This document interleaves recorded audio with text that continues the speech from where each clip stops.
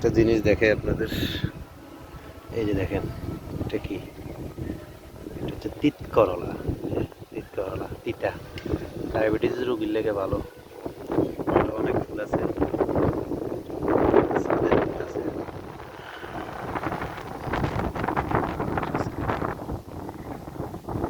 আরো অনেক ফুল আসছে অনেক জায়গায়, অনেক জায়গায় ফুল আসছে।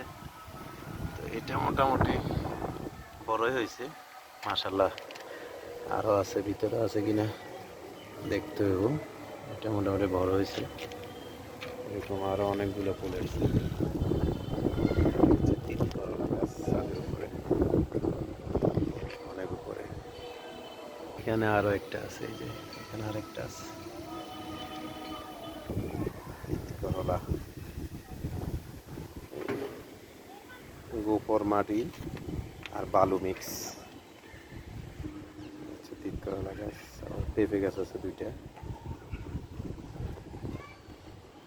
আচ্ছা অবস্থা।